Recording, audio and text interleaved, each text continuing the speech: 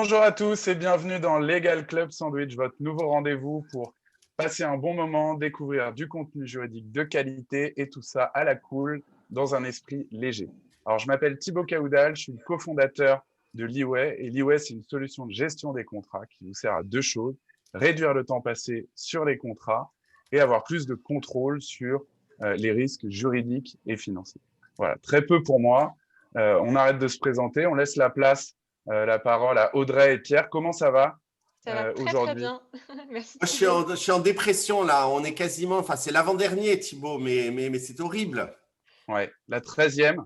La Et aujourd'hui, 13e, absolument. ouais, et aujourd'hui, on va parler d'un sujet super. On va présenter notre invité du jour juste après. Mais est-ce qu'avant ça, vous voulez nous dire un mot tous les deux sur votre parcours, sur vos œuvres, vos réussites? Merci Thibaut. On va être rapide. Après, on va laisser la parole à notre invité, à Olivier qui est avec nous. Du coup, donc Audrey Deléris, manager chez Fed Legal. Je recrute avec grand plaisir depuis maintenant 11 ans des juristes fiscalistes, directeurs juridiques et fiscaux donc pour mes clients qui sont donc des groupes extrêmement différents du CAC 40, mais aussi des startups. Donc, c'est tout aussi passionnant et ça fait 11 ans que ça dure et vivement les 11 prochaines années.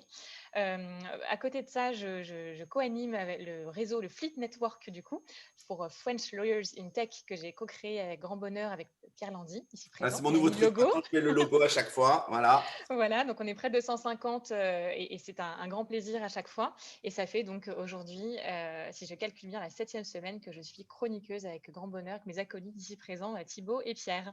À toi Pierre, justement. Merci Audrey. Pierre Landy, je suis donc avocat au barreau de Paris, mais j'ai surtout été juriste et directeur juridique dans la tech et dans des grandes compagnies, notamment américaines, pendant des années. Je suis resté plus de 15 ans chez Yahoo à gérer la direction juridique Europe et Moyen-Orient de Yahoo. Et puis j'ai fondé avec des ex-Yahoo l'Alliance ENCO. C'est une alliance d'avocats et nous intervenons comme des directeurs juridiques externalisés dans 5 pays européens qui sont généralement les marchés clés, l'Italie, la France, l'Allemagne, le UK et l'Espagne. Voilà. Et puis, depuis un an, j'ai développé une nouvelle branche de ENCO qui consiste à accompagner en leadership les directeurs juridiques, les associés de cabinets d'avocats, les équipes juridiques. J'ai même rencontré Olivier dans ce cadre. Voilà, voilà, donc c'est comme ça. Voilà, leadership, c'est ma spécialité. Merci Audrey, merci Pierre. Donc aujourd'hui, c'est ce qu'on a un peu abordé. On accueille Olivier Chaduto. Donc Olivier, qui est fondateur du cabinet Day One Consulting, qui est spécialisé dans le conseil, notamment sur les métiers du juridique et de la compliance. Et pour ceux qui connaissent pas Olivier, il est également professeur à Sciences Po. Il nous dira peut-être un peu plus. Et il a écrit un ouvrage qui s'appelle La direction juridique de demain vers un nouveau paradigme du droit dans l'entreprise en 2014. Et aujourd'hui, on va parler d'un sujet qui est hyper important, un sujet d'actualité, la négociation de son budget juridique avec la direction générale, ou peut-être avec d'autres directions. On va en parler, ça fera partie des sujets. Comment ça va, Olivier? Ça va très bien, mille merci de m'accueillir. J'ai vu qu'il y avait eu des grandes personnalités du droit qui étaient venues au Legal Club Sandwich. Donc, on est très content chez Day One d'avoir aussi notre capacité à dire ce qu'on voit et ce qu'on observe. Donc, merci à Thibaut, Audrey et Pierre. Bon, génial. Alors, pour Merci à commencer toi. tout de suite et rentrer un peu dans le vif du sujet, comment, à ton avis, on négocie son budget juridique en 2020? Ça va être compliqué, de toute façon, en 21. Donc, 21, 22 vont être des années compliquées pour négocier les budgets. Ce que j'ai envie de dire en premier, c'est que négocier un budget, ce n'est pas une nouveauté. C'est quelque chose qui est nécessaire quand on est, dans un premier temps, on va dire manager d'une fonction. On va dire que c'est la moindre des choses. Mais surtout aujourd'hui, et ce n'est pas pour faire plaisir à Pierre, c'est aussi ce qu'on pose, c'est que c'est nécessaire pour un leader. C'est qu'un leader doit comprendre à piloter, structurer, développer, valoriser aussi. C'est un sujet qui est très important de valoriser ce que fait la fonction juridique. Et donc, le budget, ce n'est pas à côté, ce n'est pas quelque chose qui est pénible parce que d'un seul coup, il y a des chiffres et il y a de l'Excel. C'est quelque chose qui est indispensable parce que c'est réfléchir en fait au business model même de la fonction juridique. C'est réfléchir à qu'est-ce que je dois faire pour la performance de l'entreprise, c'est pour la performance intrinsèque de la fonction juridique, c'est pour la performance de l'entreprise. Donc, cette fonction de leader, de business leader, c'est ce que je considère être un directeur juridique. Il est membre du COMEX. Là, je fais encore plaisir à Pierre, mais parce que c'est la vraie tendance mondiale et la vraie tendance française. C'est Merci qu'on est, Olivier. on est des des fonctions juridiques qui soient au plus haut niveau de l'entreprise pour être business leader et pas seulement business partner. Il y a quand même une petite nuance. Et donc, gérer son budget, c'est d'abord, avant tout, réfléchir à son modèle, c'est-à-dire à son modèle de prestation de services juridiques. Et ça, c'est… Alors, on avait, tout le monde connaît, hein, le fameux make or buy, c'est est-ce que je fais en interne ou je fais en externe? Comment on réfléchit à ça? On réfléchit à ça d'abord en connaissant la stratégie de l'entreprise. Et pour cette stratégie, je dois l'accompagner en maîtrise des risques, en développement commercial et en réduction des coûts et des coûts de transaction. On pourra en reparler si vous le souhaitez tous les trois. Et donc, qu'est-ce que j'ai besoin d'avoir en interne?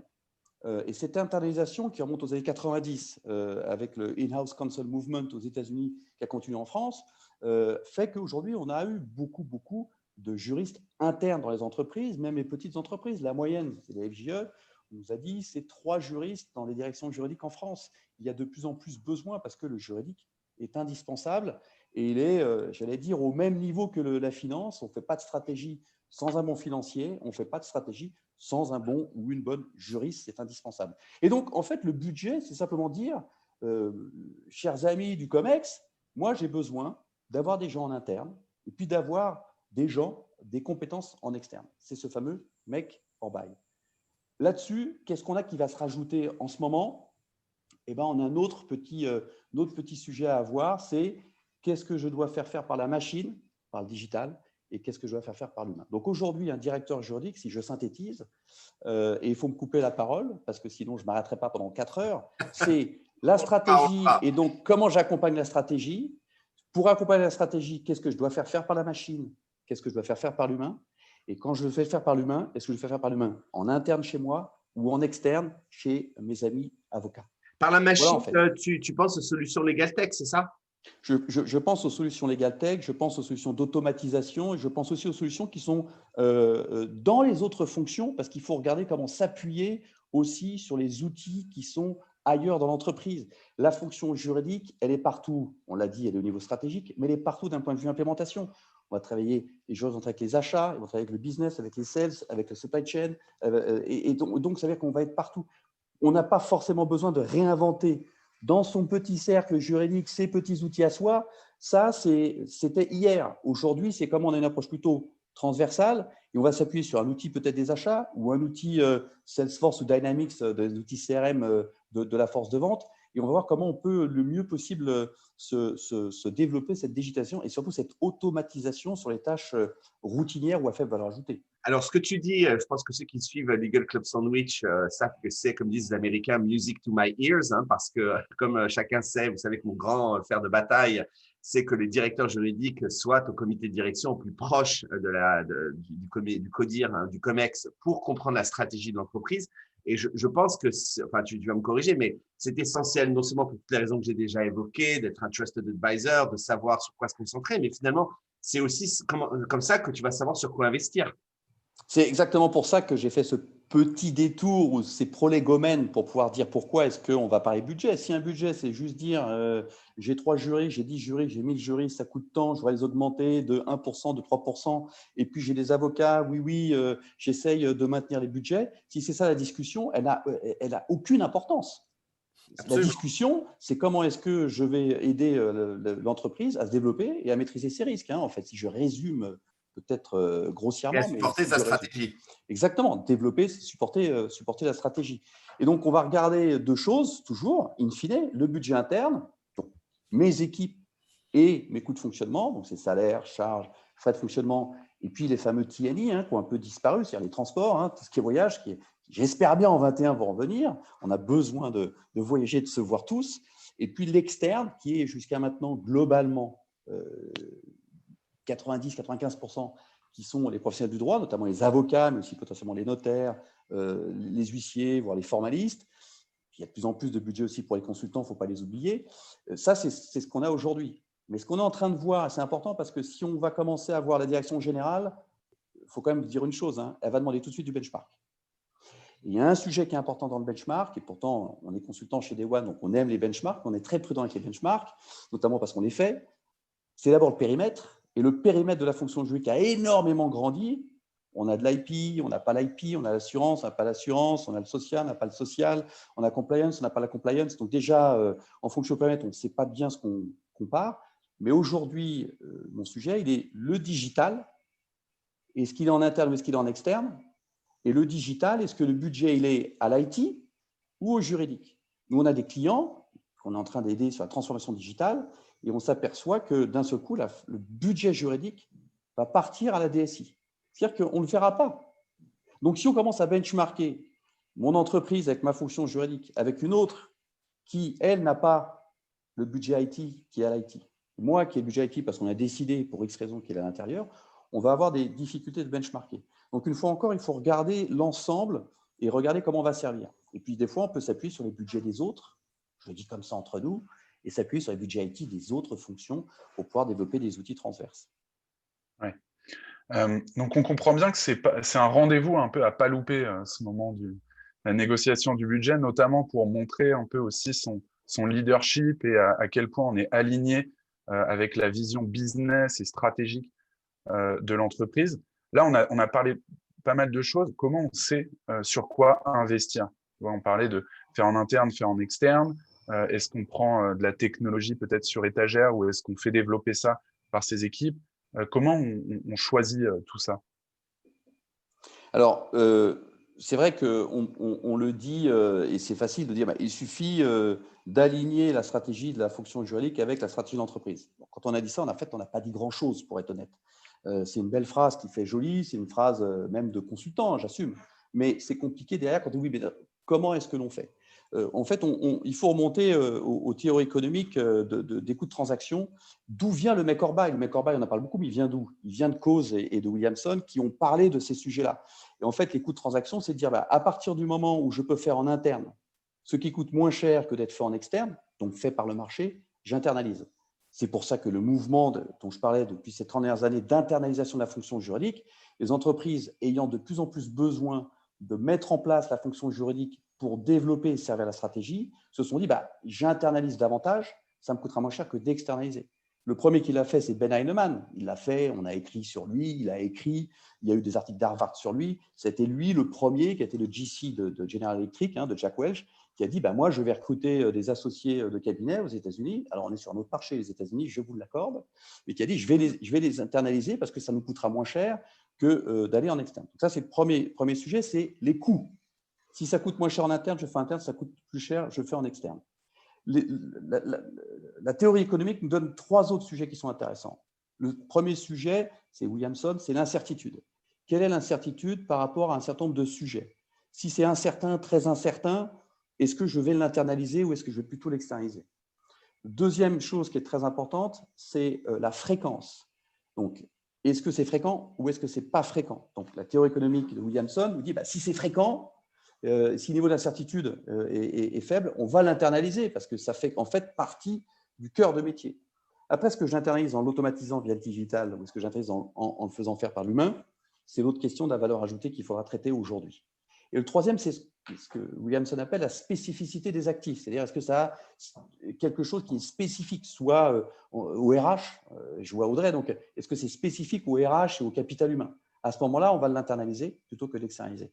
Donc, on va avoir de plus en plus des entreprises où on va avoir besoin de juristes qui sont, j'allais dire, collés. Pourquoi? Parce que pour moi, partie prenante, c'est presque plus que business partner, c'est part of the business. C'est partie prenante. On devrait dire, un meeting business, le juriste, il n'est pas là, c'est qu'il manque un membre de l'équipe. Donc, pour moi, c'est partie prenante. Il doit coller, sinon il manque un joueur sur le terrain. D'accord? Ou handball, qui est un sport qui m'est très, très, très proche et très important. Eh ben, si on est 7 sur le terrain, on est 7 sur le terrain. S'il en manque un, il en manque un. Bon, là, s'il manque le juriste, il manque le juriste. Donc, il doit être collé et membre de l'équipe. Si manifestement, ça ne fait pas sens parce qu'il n'a pas été avec l'équipe, ou il y a juste de temps en temps, donc la fréquence, eh ben, on va pouvoir externaliser. Et sur l'externalisation, on a aujourd'hui une offre qui s'est complètement développée. On a parlé de nos amis cabinets d'avocats, mais on a tout ce qui est Alternative Legal Service Provider, on a Legal Process Outsourcing, on a un grand nombre d'acteurs et aussi les Legal Tech, parce qu'en externe, on peut travailler avec du digital, qui fait que là aussi, en fonction, et c'est ça montrer sa position de leader. Regardez, j'ai analysé, Pour ça, j'ai besoin des first tier. Je ne donnerai pas de nom parce que c'est du fort stratégique ou c'est du fort risque. Pour ça, j'ai besoin d'un second tier. Pour ça, je peux travailler avec un cabinet qui est en région ou qui est à l'île Maurice ou je vais travailler avec un cabinet d'un type Exactement. D'ailleurs, dans la tech, ils ont commencé ça dans la Silicon Valley. Tu peux avoir, voilà, pour certains dossiers, ça va être les cabinets qu'on connaît tous, les énormes noms. Et puis, ils vont avoir quelqu'un qu'ils adorent dans l'Oklahoma pour faire des choses plus day-to-day et qui n'est évidemment pas les mêmes coûts que si le cabinet est dans la Silicon Valley. Et on commence à voir ça en France où parfois, effectivement, en tout cas, nous, chez Ledger, nous n'avions pas hésité à prendre des gens, quelqu'un que je connaissais de ma vie antérieure, par exemple à Rouen, qui est exceptionnel. Et voilà, et ce n'est pas les mêmes tarifs, etc., mais c'était tout aussi bien. Et je veux dire, avec la visioconférence et tout ça, il ne faut pas hésiter à proposer ce genre de choses pour montrer sa créativité. Et c'est là où tu vas démontrer à ton directeur général que tu as une vraie réflexion sur la valeur de la performance. C'est que, moi je le dis souvent, on n'a pas besoin… je ne sais pas si les gens vont me taper dessus, mais on n'a pas besoin de s'habiller tous les jours en Prada, en Chanel ou en Hermès. On peut aussi de temps en temps s'habiller en Zara, en H&M, et même des fois, on peut même faire un mix-match, qui des fois est assez élégant, entre les deux. Donc, on a besoin de quoi? Là, ça veut dire qu'il va falloir être très, très clair, une fois encore, sur son make or buy, sur ce que je veux externaliser. Et ce qu'on va avoir de plus en plus dans les directions juridiques, c'est qu'on va avoir ce que Adam Smith rappelait il y a 240 ans, la division du travail. On va segmenter. Et certaines tâches vont être données à des first tier, d'autres tâches vont être données à des second tier et d'autres tâches vont être automatisées. Donc, ce travail de segmentation par tâche sur un certain nombre de process va être très important pour pouvoir le donner au Chanel du droit ou à l'H&M du droit. Et c'est bien ou pas bien. Mettre la bonne valeur, le bon rapport qualité-prix, tu vois. Exactement, tu peux avoir des dossiers, ça n'a rien à voir, il n'y a aucune échelle de valeur quand on dit le H&M du droit, by the way. C'est juste que tu n'as pas besoin d'avoir l'associé qui a 55 ans, j'en ai que 51, donc un jeune associé. Un très jeune associé. Très jeune associé à 55 ans. Mais tu n'as pas besoin de systématiquement, tu peux très bien de la même manière donner du travail à un collaborateur junior versus l'associé et dire dans le cabinet avec lequel tu travailles, je veux juste un collaborateur pour ce genre de choses. Parce que ça suffit. Donc, c'est ça, c'est toutes ces solutions et sur les legal tech. Et c'est pareil pour le recrutement parfois. Excuse-moi, je parle de ton domaine, Audrey, mais parfois, garder le recrutement en interne ou l'externaliser, le temps à y passer versus faire appel à quelqu'un, tout ça, c'est des décisions qui montrent que le directeur juridique peut être stratège comme tu, et qu'il doit être stratège, même pas qu'il peut, qu'il doit. Et c'est là, Thibaut, je reviens à ta question de début, pourquoi je vais négocier mon budget ou discuter plutôt avec la direction générale, parce que je vais parler, on l'a dit, en synthèse, de stratégie, de valeur, de performance, d'optimisation même de ma fonction interne-externe, automatisation, machine versus humain. Et donc là, je vais avoir un vrai discours de leader de ma fonction qui apporte à l'entreprise, pas de leader pour moi tout seul dans mon coin avec mon équipe, de leader de ma fonction qui apporte à l'entreprise et qui va aligner tout ce qu'il doit faire ou faire ou automatiser aux enjeux réglementaires, législatifs, mais enjeux business.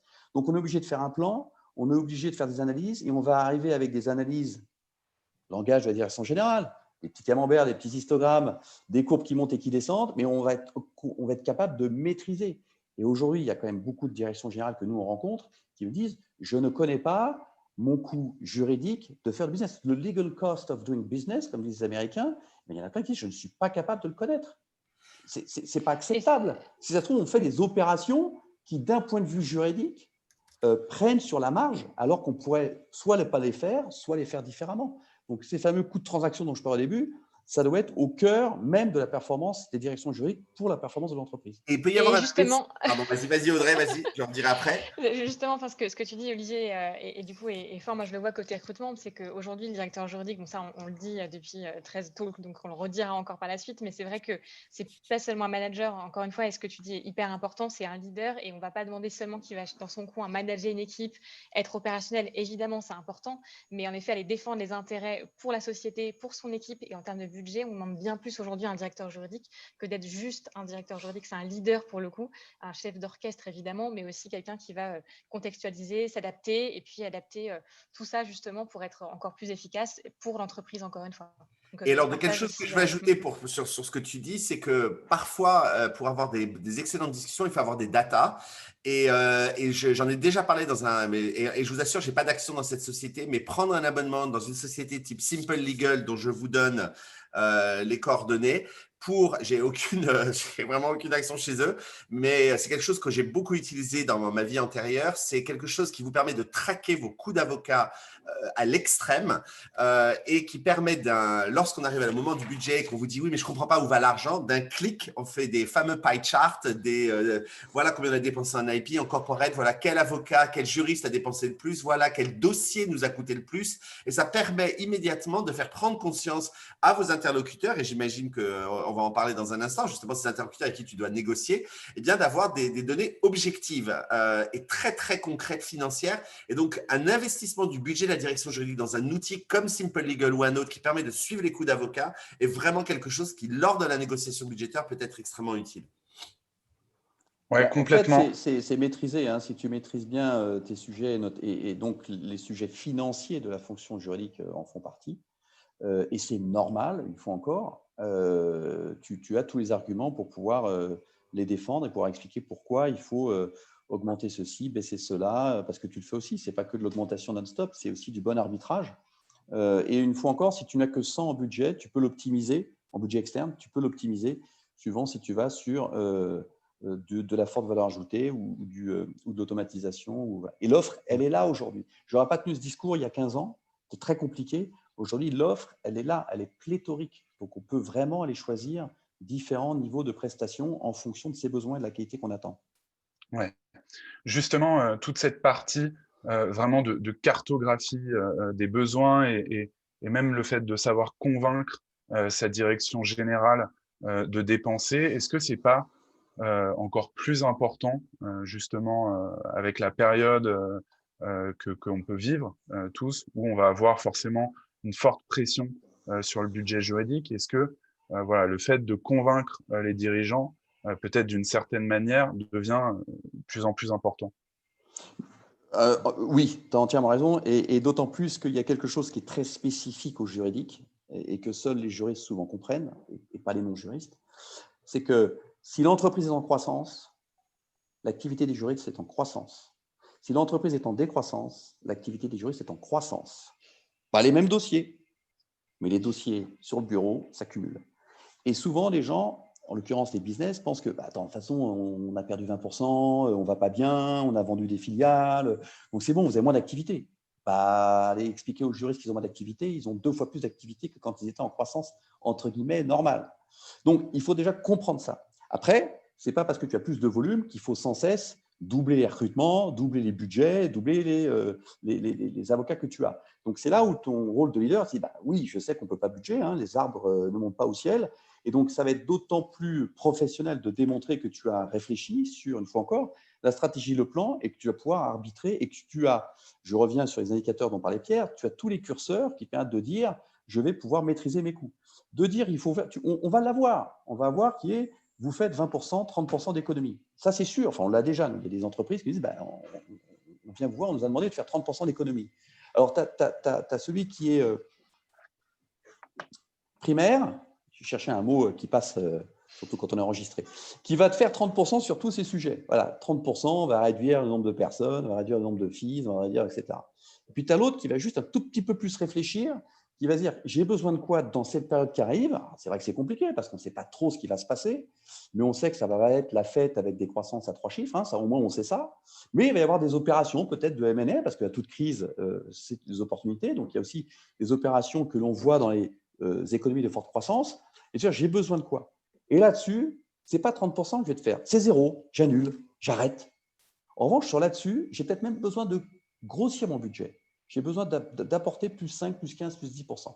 Si je ne sais pas l'expliquer, je fais ce que je disais, je fais moins 30 sur tout mon budget. Si je sais l'expliquer, je suis capable de dire, là, je voudrais plus de budget sur ce sujet-là, ou sur ce people, ou sur cette équipe-là, ou sur cet outil-là. Pourquoi? Parce que là, je coupe tout, et là, je coupe tout. Ou là, je réduis de 20, ou là, je réduis de 50. Et ça, c'est un vrai arbitrage de leader. Sur ce point, Olivier, tu as parfois, malheureusement, des directeurs financiers qui sont très binaires sur la réduction de moins 30%.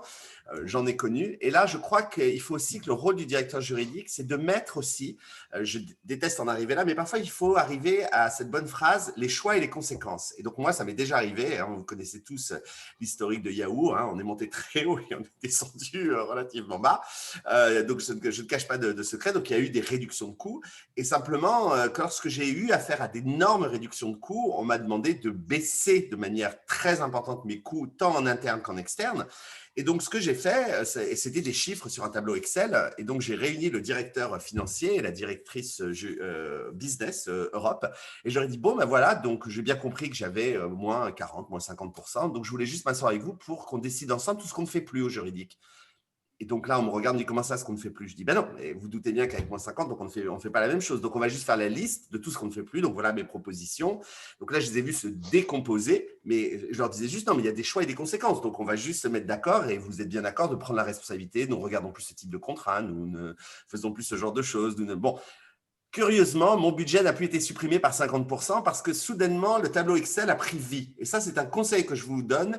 Il faut donner vie aux conséquences que l'on vous donne lorsqu'on vous demande de réduire votre budget par 50-60%. Retirer une ligne sur un tableau Excel, c'est très simple. Lorsqu'on comprend les conséquences concrètes, ça l'est tout de suite un peu moins. Et donc, sans s'énerver, il ne faut pas aller en contre la décision, mais il faut l'accompagner et expliquer les conséquences concrètes que cela va donner lorsqu'on n'arrive pas à faire ce qu'a recommandé Olivier, qui est évidemment la première stratégie, bien évidemment. Mais je parle lorsqu'on a quelqu'un qui ne l'entend pas, eh bien, on explique les conséquences. Et tu as raison, Pierre, mais tu as entièrement raison, et je reviens sur ce que j'ai dit tout à l'heure, entre la compréhension de ce que fait une fonction juridique entre celui qui est juriste et celui qui n'est pas juriste. Donc, tant qu'on n'aura pas compris qu'on doit expliquer avec les langages du récepteur et non pas le langage de l'émetteur qui est le juriste. Donc, le langage du récepteur, c'est le langage du non-juriste. Et qu'on doit lui expliquer ce que l'on fait, pourquoi on le fait, et on doit le valoriser. Je reprends sur le mot qu'on a eu tout à l'heure. Ce n'est pas méchant de valoriser, ce n'est pas vulgaire de valoriser, c'est juste expliquer ce que l'on fait, ce que cela apporte. Et donc, il faut bien le faire savoir. À ce moment-là, quand on commence à justement segmenter et mettre toutes les lignes, comme tu expliques sur Excel, on sait très bien et on comprend, parce qu'il y a parler et comprendre. Donc, on sait très bien et on comprend les conséquences de supprimer une ligne ou de ne pas supprimer une ligne, ou de renforcer, une fois encore, je reviens, une ligne. Ce n'est pas parce qu'on est en négatif qu'il faut tout rendre négatif. Mais voilà, il ne faut surtout pas aller en opposition. Ce n'est jamais la bonne stratégie d'aller en opposition. Il faut juste sinon tu n'es pas leader et tu n'es pas business partner. Tu t'opposes, tu mets une dichotomie qui n'a pas de et tu expliques les conséquences. Tu es membre, pour moi, une fois encore, tu es membre de l'équipe. Donc, tu expliques qu'est-ce qu'il te faut pour jouer sur le terrain encore. Voilà. Si tu n'as pas de balle, c'est compliqué. Absolument. Au moins une balle. Voilà. On a bien compris le message. Ouais. Tu avais peut-être un point à ajouter, Olivier? Non, mais si je rajoute un point, je repars pour un quart d'heure. Donc, je sais que c'est très limité.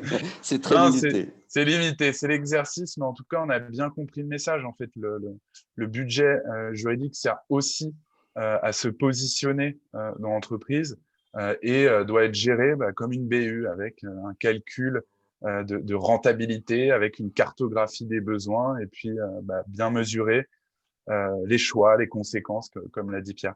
Il y a plein de questions relatives à ça. On va s'en poser plein tout à l'heure. Si vous avez des questions à poser à Olivier, surtout, posez-les dans le chat. On va passer aux chroniques de nos chroniqueurs et puis après, on y reviendra. Voilà, on le sollicitera avant de terminer ensemble. Et pour ceux qui sont nouveaux à Legal Club Sandwich, avant chaque chronique, il y a un jingle. Voici celui d'Audrey.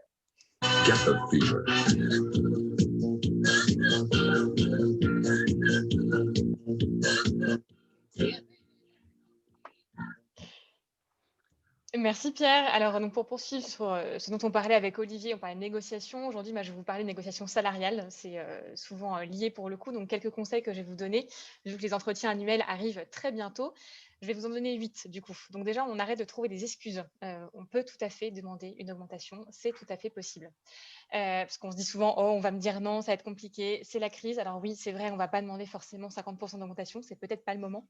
En tout cas, on arrête du coup de trouver des excuses, surtout qu'en cette période, beaucoup, et comme tu le disais Olivier, c'est pas parce que c'est la crise et que c'est compliqué qu'on n'a pas été sursollicité en tant que juriste, bien au contraire. Donc c'est bien de mettre ça en avant, évidemment. Donc c'est important. Et si on ne demande pas, on n'a pas, tout simplement. simplement. Deuxième conseil, on se prépare en amont. Et il faut avoir une idée précise en fait de ce qu'on souhaite. Donc bien se renseigner avant. Il y a des études de rémunération. Olivier nous parlait de benchmark sur la négociation. C'est pareil aussi pour la rémunération. Contacter des chasseurs. On est là aussi pour ça. Donc on est là pour vous accompagner aussi sur ces sujets. Et sachez que les directeurs juridiques le font. Moi, j'ai des directeurs juridiques qui m'appellent pour me dire voilà, je vais négocier en interne, essayer d'avoir un peu plus d'augmentation pour mes collaborateurs. Qu'est-ce qui se passe sur le marché? Donc ils le font aussi pour eux-mêmes en fait. Ils nous appellent pour savoir s'ils sont bien rémunérés. Donc, vous, en tant que juriste, faites la même chose.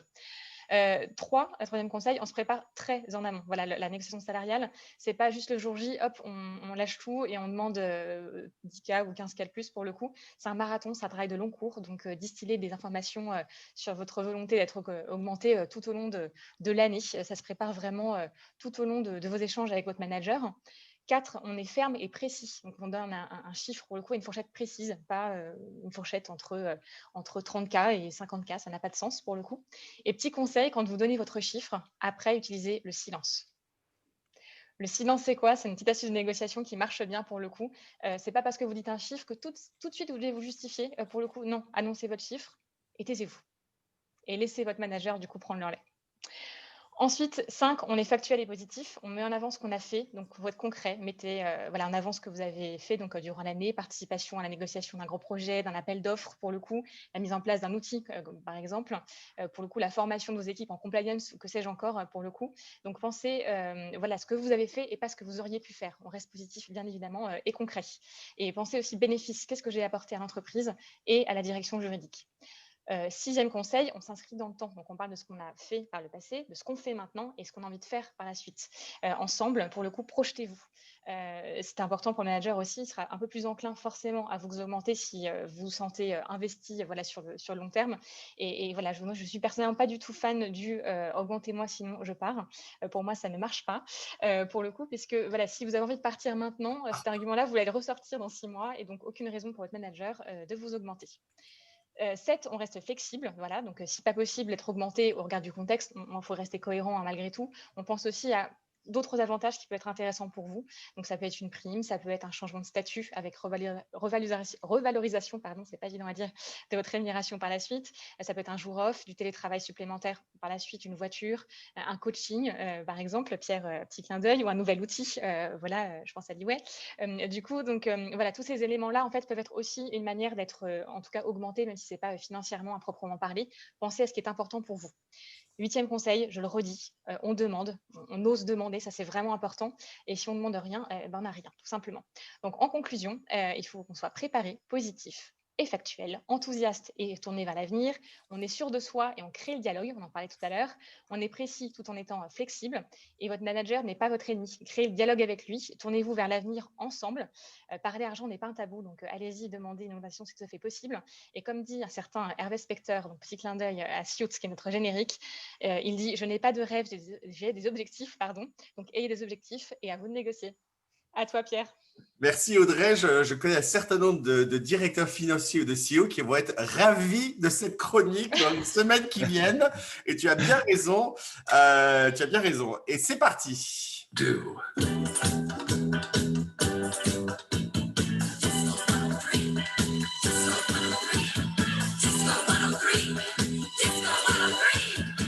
Oh là là, ça va me manquer ce générique. Mais bon, peut-être qu'il y aura une saison 2, mais nous n'en disons pas plus, on ne sait pas. Alors, surprise, jamais 203 en ce qui me concerne. Je ne sais pas, je me sens littéraire en ce moment, donc je vais encore vous parler d'un livre. Cette fois-ci, j'ai du mal avec ça. Il faut sûrement, on m'a dit, voilà, ça y est. The Third Side de William Ury. C'est un bouquin qui parle, il en a écrit plusieurs et qui parle de négociation. Alors, on a parlé de négociation salariale, on a parlé de négociation budgétaire. Je me suis dit que j'allais vous parler aussi de comment arriver au troisième côté, The Third Side. Et donc, en fait, William Ury, il a passé énormément de temps à aider les autres à atteindre des points d'accord dans des discussions. Il avait une formation d'anthropologiste et il s'est intéressé à la capacité de l'humain à gérer ses différences. Il s'est passionné pour la médiation, la négociation, et donc aujourd'hui, il a écrit de nombreux bouquins, et Audrey vous circule celui-là, celui dont je vais vous parler, qui tourne autour justement de ces techniques de négociation. Et en fait, le troisième côté, c'est ce qui peut aider les gens qui sont en conflit à régler leurs différends. L'idée, c'est d'aider les gens à se rallier autour d'un goal commun plutôt que de se concentrer sur leurs différences. Et ça, vous le savez, si vous avez suivi Legal Club Sandwich, que tout ce qui est l'approche positive, tant dans le leadership que dans la façon de se positionner, est quelque chose vers lequel je reviens toujours. Donc, effectivement, se concentrer sur ce troisième côté, là où on peut tomber d'accord, eh bien, c'est forcément quelque chose qui me parle. Donc, l'idée maître, c'est que si on démarre une discussion sur les points de désaccord, on a moins de chances d'avoir du succès que si on essaye de se concentrer dans un premier temps sur ce sur quoi on est d'accord. Donc, commencer par cela permet de gagner la confiance réciproque des parties en présence et d'avoir des mini-succès très, très vite dans la discussion. Donc, si vous imaginez une scène où vous avez deux personnes qui ont un différend, chacun est persuadé d'avoir raison. Par exemple, c'est valable pour un couple qui divorce, deux équipes dans une entreprise qui ont un désaccord fondamentaux, des leaders entre eux, y compris des chefs d'État.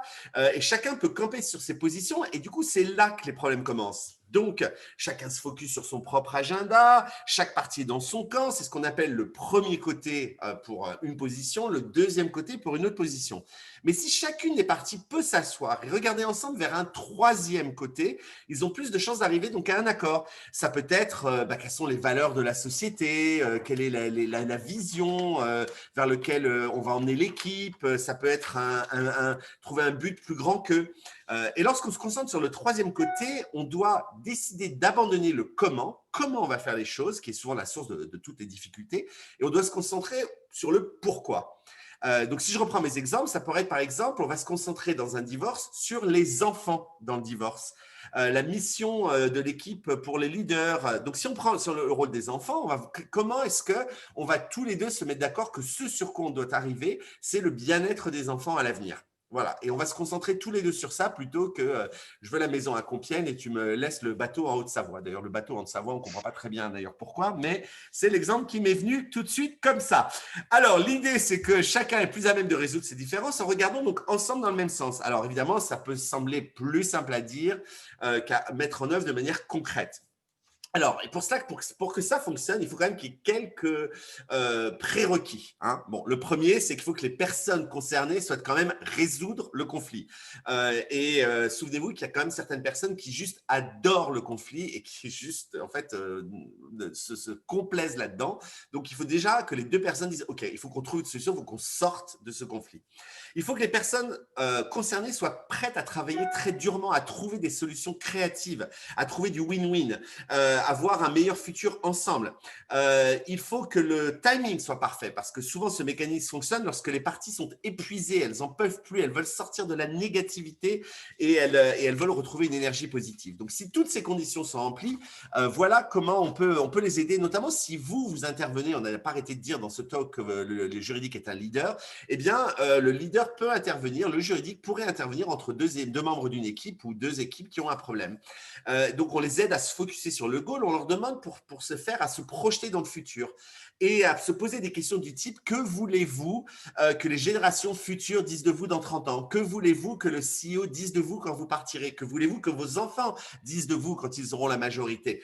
Et les réponses fournies peuvent aider à trouver ce fameux troisième côté. Je veux que mes enfants disent que leurs parents agissent comme des adultes lorsqu'ils ont divorcé et donc du coup ça met tout le monde dans quelque chose qu'on sort du pourquoi. Voilà. Et une fois que ce troisième côté a été trouvé, il faut aider que les personnes à bien confirmer qu'elles ont la même vision de ce troisième côté, qu'on se met bien d'accord, c'est bien ça qu'on va essayer de faire, les amener à admettre qu'ils sont responsables, copropriétaires du succès, donc ce n'est pas l'un ou l'autre, mais les deux qui vont aider à résoudre la difficulté. On leur demande alors de revenir avec des actions concrètes, spécifiques sur comment on va arriver à atteindre ce troisième côté.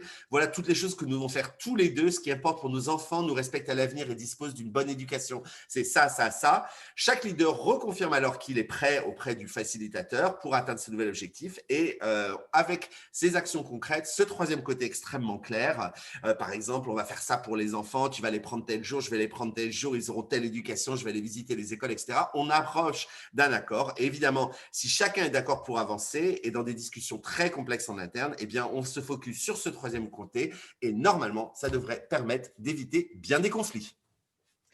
Merci Pierre, merci Audrey pour ces super chroniques. On a une petite remarque d'une personne qui s'appelle NL Calexius. Je ne sais pas comment elle s'appelle, mais en tout cas, on te passe le bonjour.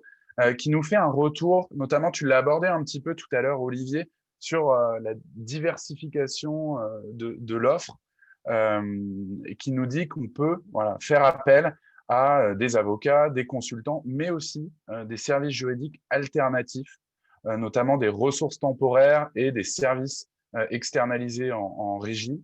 Voilà, ça permet de montrer à sa direction générale qu'on est innovant, qu'on trouve des solutions nouvelles.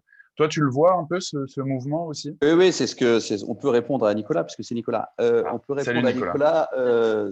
J'en ai parlé, c'est les fameux ALSP, Alternative Legal Service Provider, qui sont effectivement, qui vont faire ce qu'on appelle aussi le managed services. Alors, c'est très anglo-saxon dans les intitulés.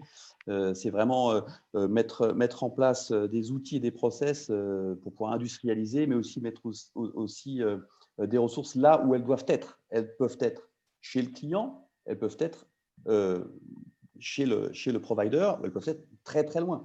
Et donc les ALSP, les Alternative Legal Service Providers, vont être très très bons sur tous ces sujets de volume récurrents, en mettant les bonnes ressources. On va revenir sur notre mix d'ailleurs digital-humain. Ils vont mettre du digital, de l'humain potentiellement chez toi, de l'humain à Maurice ou en Inde, et ils vont trouver justement ce bon mix rapport qualité-prix qui fait qu'ils vont réussir à traiter les dossiers avec des coûts vraiment qui sont très, très concurrentiels et avec un niveau de qualité qui est absolument parfait par rapport à ce que vous voulez. Ouais. Donc oui, il faut absolument regarder les ALSP. On pourra en citer plein si vous le souhaitez, mais Calixus en est un et un très grand, mais il y en a d'autres, hein, Factor, et ça, c'est quelque chose qu'il faut absolument regarder. Ça fait partie de ce que je disais tout à l'heure, que l'offre s'est vraiment fortement développée et diversifiée sur le marché, sur l'industrie du droit. Ouais. Et j'ai une question qui est un petit peu liée à celle-là. On en a parlé un petit peu tout à l'heure, que ce soit pour du service ou de l'automatisation via du digital. Est-ce que toi, tu as des exemples un peu concrets, justement, des billes qu'on pourrait donner aux juristes pour aider à convaincre la direction? On a parlé un petit peu de calcul de ROI, mais assez rapidement. Est-ce que toi, tu as des choses là-dessus qu'on pourrait réutiliser demain? Oui, il faut absolument travailler sur ces ROI, sur ce return investment. Donc, le retour sur investissement, c'est pourquoi est-ce que je veux recruter ou pourquoi est-ce que je veux faire travailler les avocats ou les ALSP à l'extérieur. Pourquoi je veux mettre en place un outil de contract management? Parce que tout de suite, on va dire, ça a un coût. Bien sûr, ça a un coût, puisque rien n'est gratuit. Ça a un coût, puis ça a aussi un coût en termes de temps, d'implémentation, de change management. Donc, si uniquement donne-moi 10 000, donne-moi 50 000, donne-moi 100 000, donne-moi 1 million, je mets en place un outil, ça ne sert absolument à rien. Donc, c'est toujours, une fois encore, c'est encore un mot, mais c'est le business case. C'est-à-dire, il faut absolument qu'on ait calculé, je vais investir dans tel outil ou dans du capital humain, mais pourquoi ? Et pour apporter quoi? On revient sur le pourquoi d'ailleurs dont parlait Pierre tout à l'heure. C'est peut-être toujours être la première question, c'est pourquoi on veut faire ça. Si c'est uniquement pour être best in class, direction juridique et se faire plaisir à mettre les tout derniers outils qui sortent, ça sert absolument à rien. Une fois encore, la performance de la fonction juridique n'a aucun sens si elle ne s'inscrit pas dans la performance de l'entreprise. D'accord? Pour une direction juridique d'une entreprise. Et donc, il faut toujours l'inscrire. Donc, le retour sur investissement, il va être sur, même si c'est on va gagner du temps de juriste. D'accord, mais pourquoi tu veux gagner du temps de juriste? Pour faire quoi? Pour traiter plus de dossiers, on est dans du quantitatif, ou pour avoir plus de temps, pour pouvoir innover, pour pouvoir faire de la veille, pour pouvoir être plus proactif, pour faire du lobbying, pour pouvoir être justement sur ces sujets d'anticipation. Il va falloir expliquer pourquoi. Le business case, il est là. Donc, on va voir, je dis toujours, le juriste fait de la sémantique, le financier fait du numérique. Il va falloir à un moment donné qu'on puisse se parler avec le même langage. Donc, les reportings de 20 pages Word ne servent absolument à rien. 2-3 tableaux de bord avec quelques indicateurs de performance et pas des indicateurs d'activité, comme c'était très bien dit dans un ancien Legal Club Sandwich.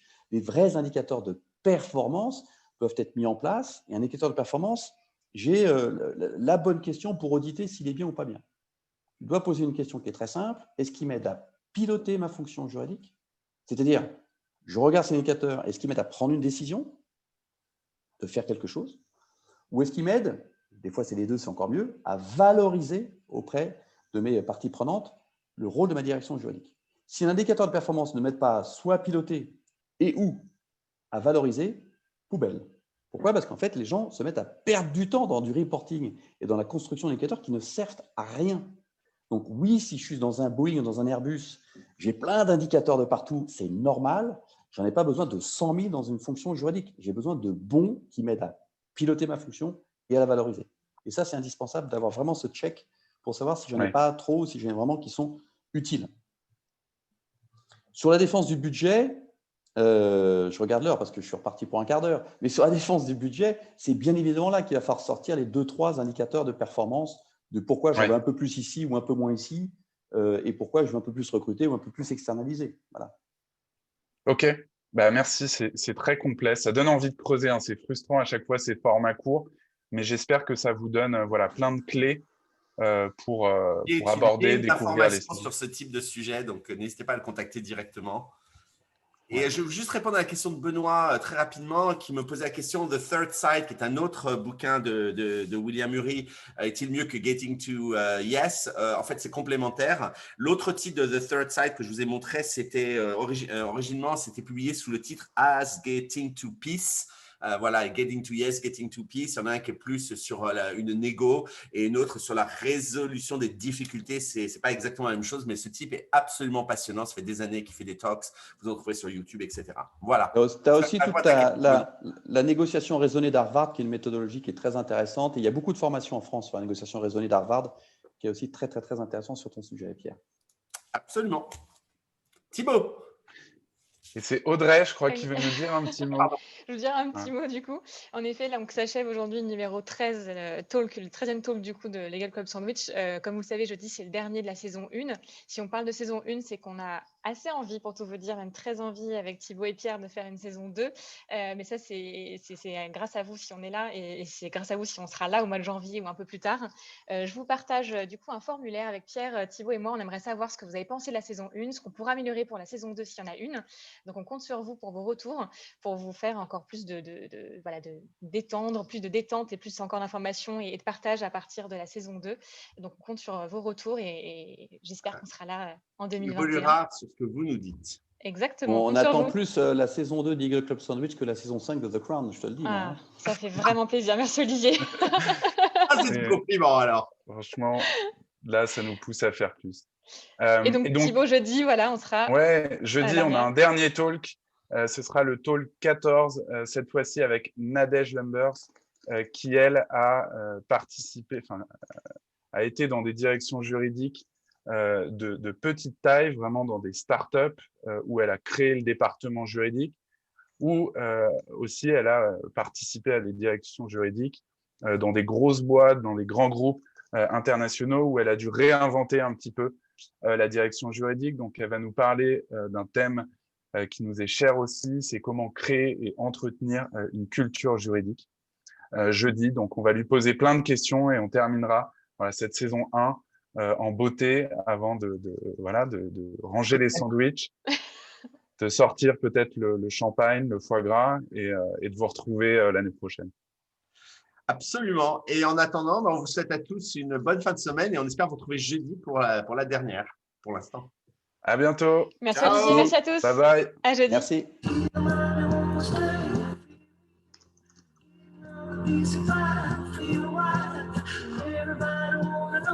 How it feels, everybody wanna see what it's like. We need to be out.